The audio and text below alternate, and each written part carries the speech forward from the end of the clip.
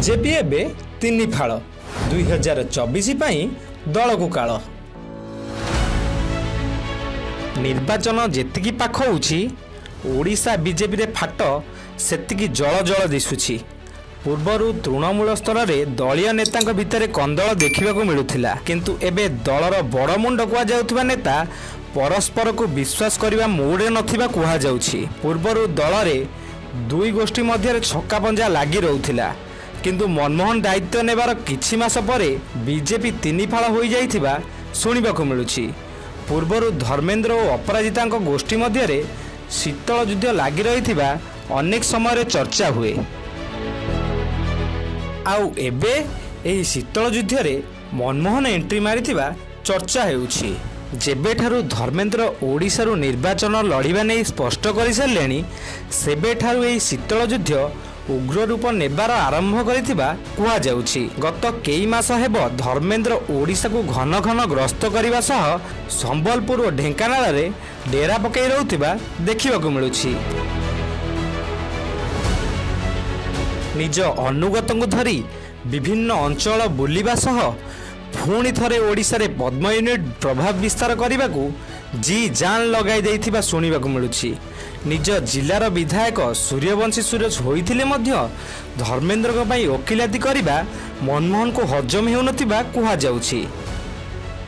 ସେହିଭଳି ଅପରାଜିତାଙ୍କ ଚେର କାଟିବାକୁ ଦିଲ୍ଲୀରୁ ଧର୍ମେନ୍ଦ୍ରଙ୍କ କ୍ୟାମ୍ପ ବ୍ଲୁ ପ୍ରିଣ୍ଟ ପ୍ରସ୍ତୁତ କରିଥିବା ଶୁଣିବାକୁ ମିଳୁଛି, ଯାହାକୁ ନେଇ ଅପରାଜିତା ଓ ମନମୋହନଙ୍କ କ୍ୟାମ୍ପ ଧର୍ମେନ୍ଦ୍ରଙ୍କ ଉପରେ କାଳେ ଭାରି ଖପା ଥିବା କୁହାଯାଉଛି। ଏମିତିରେ ଏକଲା ଚାଲୋ ନୀତି ପାଇଁ ଅପରାଜିତା ଓଡ଼ିଶା ବିଜେପିରେ ଏକ ଘରିକିଆ ହୋଇ ରହିଥିବା ଶୁଣିବାକୁ ମିଳୁଛି। ପୂର୍ବରୁ ମନମୋହନଙ୍କ କାନ୍ଧରେ ବନ୍ଧୁକ ରଖି ଗୁଳି ଫୁଟାଇବାକୁ ଅପରାଜିତା ଯୋଜନା କରିଥିଲେ, କିନ୍ତୁ ଏଇଭଳି ସ୍ୱାର୍ଥବାଦୀ ଉଦ୍ଦେଶ୍ୟ ଥିବା ଜାଣିବା ପରେ ଅପରାଜିତା ମନମୋହନଙ୍କ ସମ୍ପର୍କରେ ଏକ ପ୍ରକାର ଭଟ୍ଟା ପଡ଼ିସାରିଥିବା ଶୁଣିବାକୁ ମିଳୁଛି, ଯାହାର ପ୍ରଭାବ ବିଭିନ୍ନ କାର୍ଯ୍ୟକ୍ରମରେ ଦେଖିବାକୁ ମିଳୁଛି। ଆଉ ପୂର୍ବ ଭଳି ଅପରାଜିତା ମନମୋହନଙ୍କୁ ଗୋଟିଏ ମଞ୍ଚରେ କଦବାଇ କ୍ୱଚିତ୍ ଦେଖିବାକୁ ମିଳୁଛି।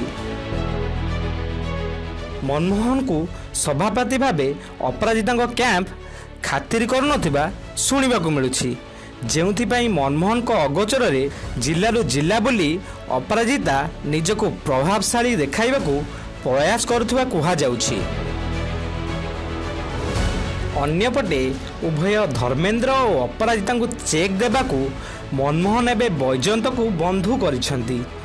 ବୈଜୟନ୍ତ ପୂର୍ବରୁ ଅପରାଜିତାଙ୍କ ସହ ଅତି ଘନିଷ୍ଠ ଥିଲେ, କିନ୍ତୁ ଅପରାଜିତାଙ୍କ ନିର୍ମୂଳିଲଟା ପ୍ରକୃତି ପାଇଁ ନିଜର ରାଜନୈତିକ ଭବିଷ୍ୟତକୁ ସୁରକ୍ଷିତ ରଖିବାକୁ ଶତ୍ରୁର ଶତ୍ରୁ ମିତ୍ର ନ୍ୟାୟରେ ମନମୋହନଙ୍କ ସହ ବନ୍ଧୁ ବସିଛନ୍ତି ବୈଜୟନ୍ତ।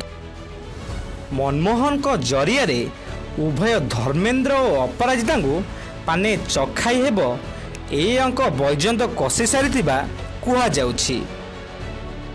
ମାଗଣାରେ ମିଡ଼ିଆ ମାଇଲେଜ ମିଳୁଥିବାରୁ ମନମୋହନ ମଧ୍ୟ ବୈଜୟନ୍ତଙ୍କ ଭଳି ନେତାକୁ ନେଇ ବିଭିନ୍ନ ସଭା ସମିତିରେ ଚକ୍କର କାଟୁଥିବା ଦେଖିବାକୁ ମିଳୁଛି।